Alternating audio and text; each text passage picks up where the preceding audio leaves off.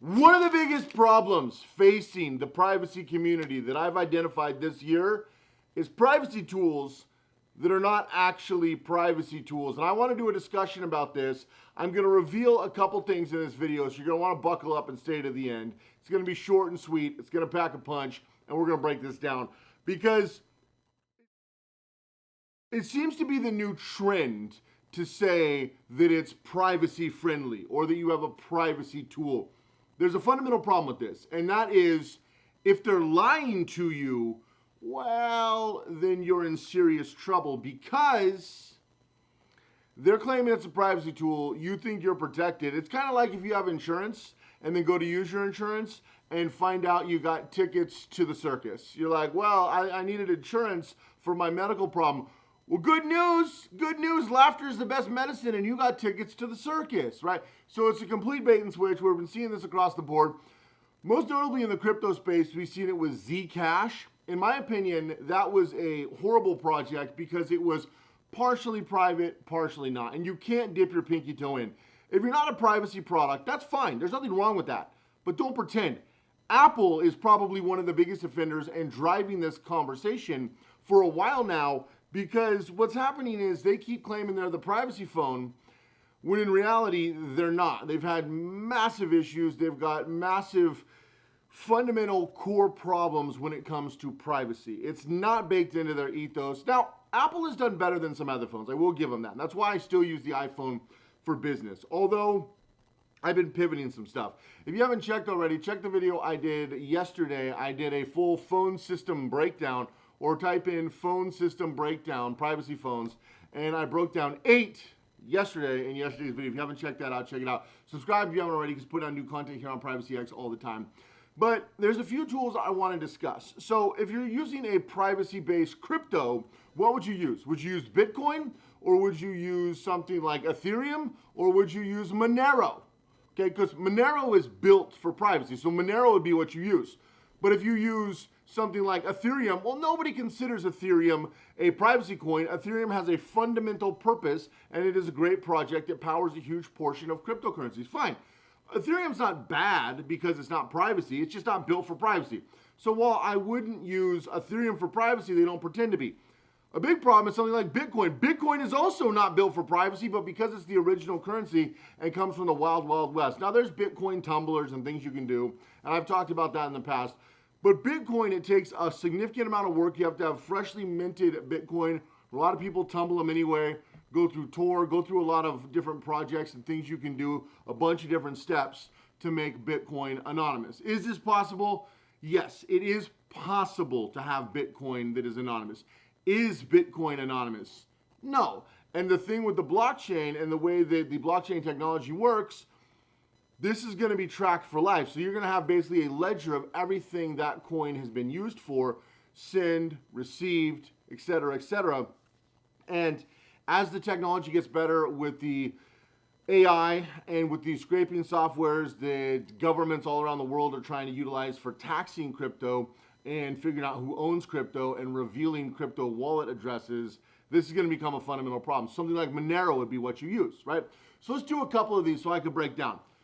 For a phone, right? Let's say we're talking phone. Now, what's a privacy phone? Well, an iPhone. Is that a privacy phone? A Samsung Galaxy. Is that a privacy phone? How about something like a Linux Pine phone? Is that a privacy phone? How about the Librem 5? Is that a privacy phone, right? Are any of these any better than the other? Well, yes and no. Because frankly, if they know who owns the phone, none of them are a privacy phone. If they're anonymous, all of them could be a privacy phone.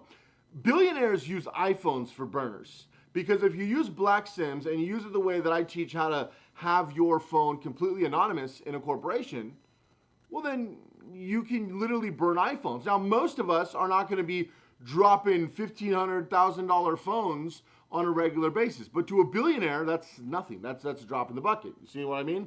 So it's about the structure. And the same thing with the crypto. It's not the crypto, it's the structure. So if you want a phone that is burnable, how you do it is almost more important than what it is. So this idea and illusion of privacy. Let's keep going. Let's talk about this.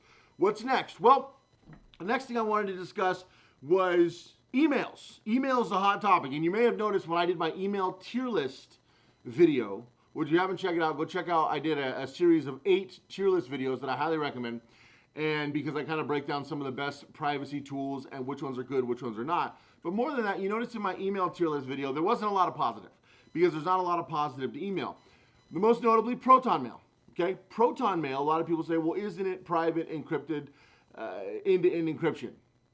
Well, here's the problem with that.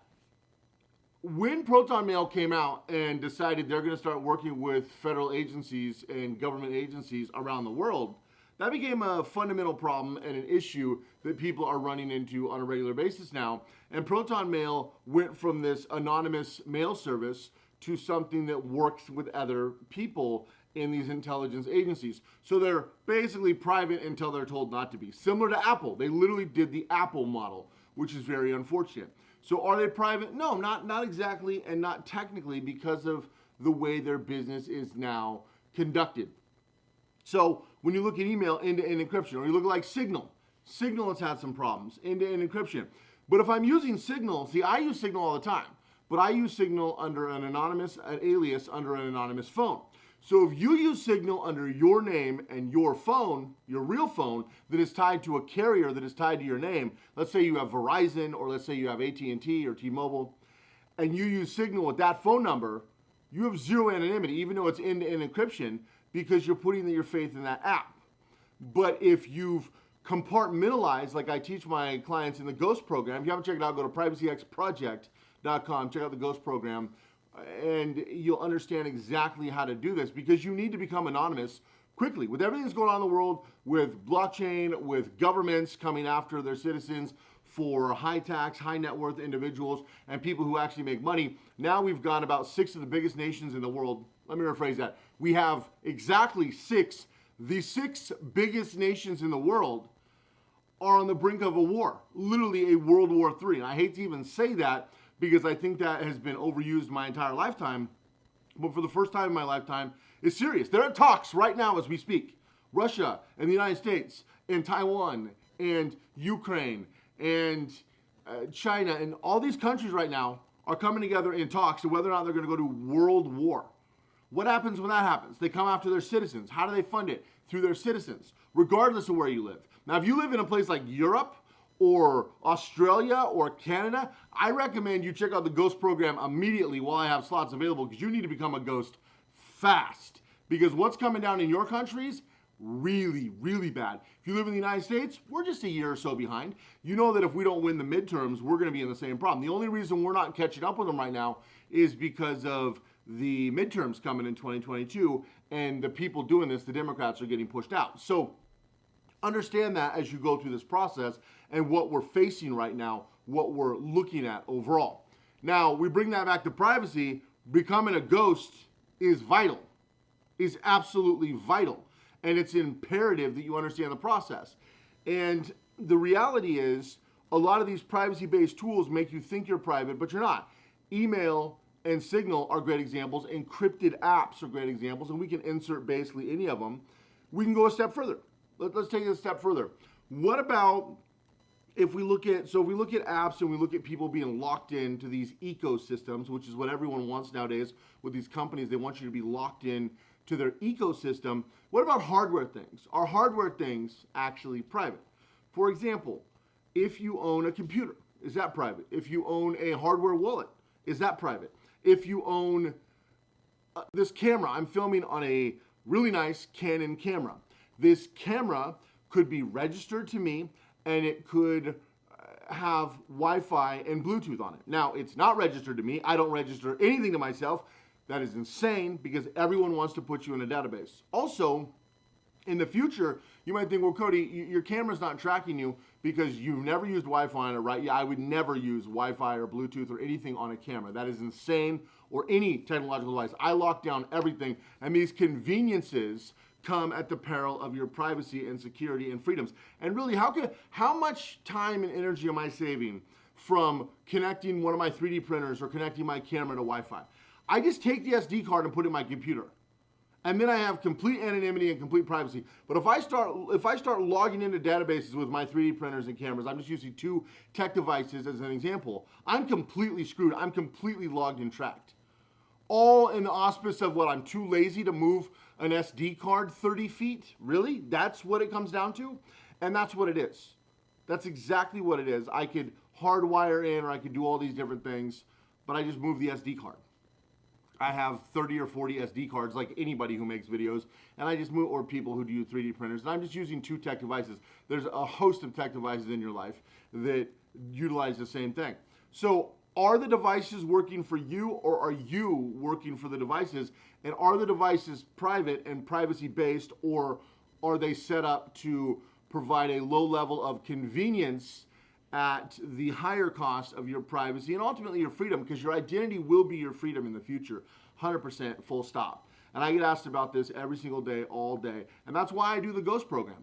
The reason I do the Ghost program is because it's becoming mandatory for anybody who wants to be a free person. The good thing is it works globally. Worldwide, you can become a ghost, and I've got clients all over the world become ghosts. The bad thing is if you don't do that, then you're going to be sucked into the system, and there's nothing you can do. You're just completely screwed, and there's nothing you can do. And we see it right now. If I would have told you this 2 years ago, you'd have been like, Cody, you must have read 1984 last night. You're going crazy. How crazy am I now? Look what's happening in the world as we speak, and nobody's calling me crazy anymore, because look at Australia become a police state and literally locking people in their homes, and now locking people in the camps in Australia. That's so crazy. They're pushing that in the state of Washington, the COVID internment camps. Quarantine camps. They're pushing that now. Why? Because of the way things are going. And you're going to see this pop up. They're talking about millions of people in these camps in Australia and Europe by the end of this year. Could be you. But if you're a ghost, you're not going to have to deal with this. They're not going to have your identity in their database. They're going to see corporations. And guess what?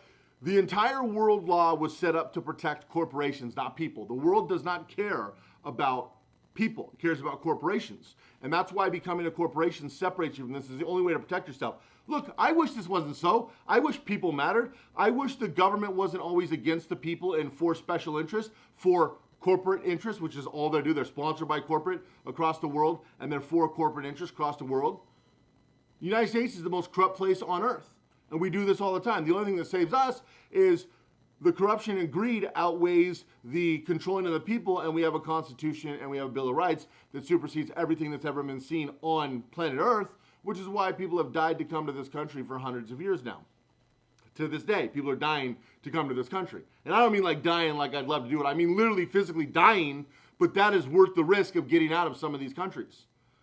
And 2 years ago, it would have been crazy countries that have fallen in Africa or maybe a remote part of Asia. Now, people are fleeing Australia in record numbers. People are fleeing Canada in record numbers. Wait till you see what Justin Trudeau is going to be doing soon. But you're not in the database, are you? Because you're a ghost, right? If you're not, I would become one really, really quick, or you are going to be completely screwed. But that's just my thoughts on it. And these devices are built to track you. They're built to stalk you. They're built to catalog you. Everything you do. So they know who you are, where you are, what you have, what you're doing, and they can use all that data against you. And as they launch Web3, you think that it's us that are launching Web3? You're insane. It's the government that will usher in Web3. It's the government that will be behind the scenes on Web3. It's the government that is building the most advanced AI that anybody's ever imagined to cure cancer, to help people. No. To stalk you, to catalog you, to track you, to own you. They can utilize AI for modern day slavery, both physically, mentally, and most importantly, control. They don't want to put you in a situation that we were in before because it's more profitable to control you, make you think you have the American dream or the European dream or the Asian dream or the African dream, wherever you live. But the reality is you got your little house and you got your little life and you got your little bills and your little car and a couple of things you like. But what happens? Taxes, taxes, taxes. Again, control, regulations. Everything you do is under the auspice of them. You need to take your life into your own hands because right now you're in their system and they're selling you privacy and telling you have privacy when you do not. This is really important, guys. And when you start breaking down the fundamental core of objects, this is when you start understanding where we're going. So let's do one more. And this is vital, because what a lot of people think is, yeah, Cody, obviously with phones. Okay, maybe with computers, but does it really matter? And people usher their way in there. But what about your car? What about the fact that your car tracks everything you do everywhere you go? Well, Cody, I didn't sign up for OnStar. I didn't say you did. What you need to understand is whether or not you sign up for these services, once you buy something, it's baked in.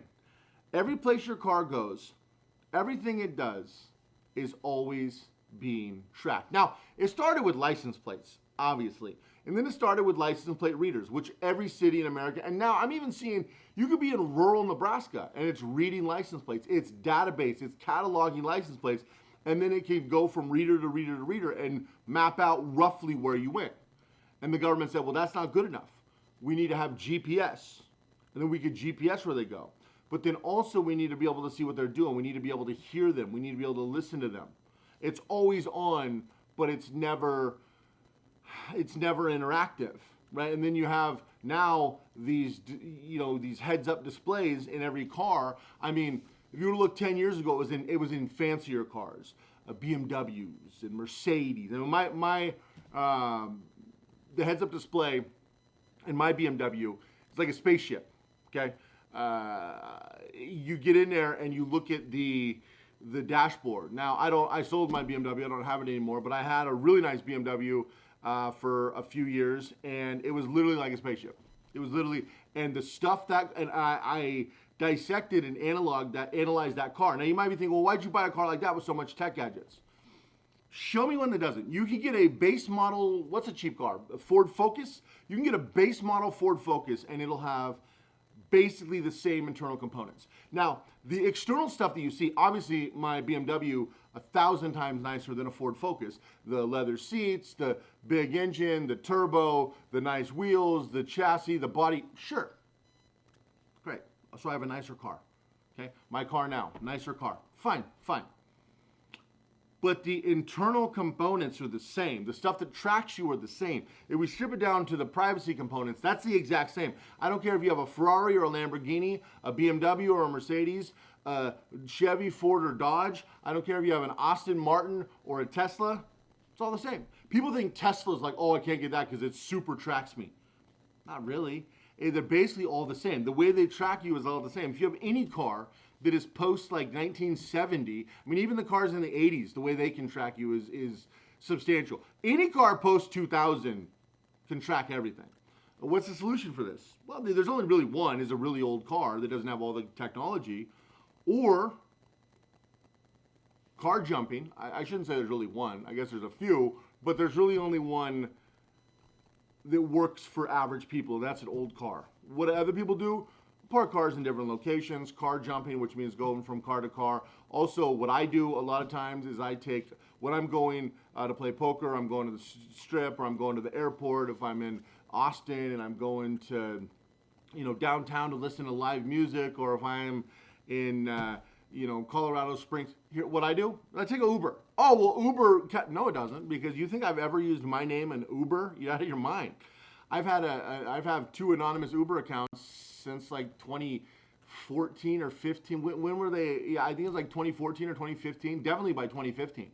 Really easy to do. Real simple to do. In fact, maybe I should do a tutorial on how to do.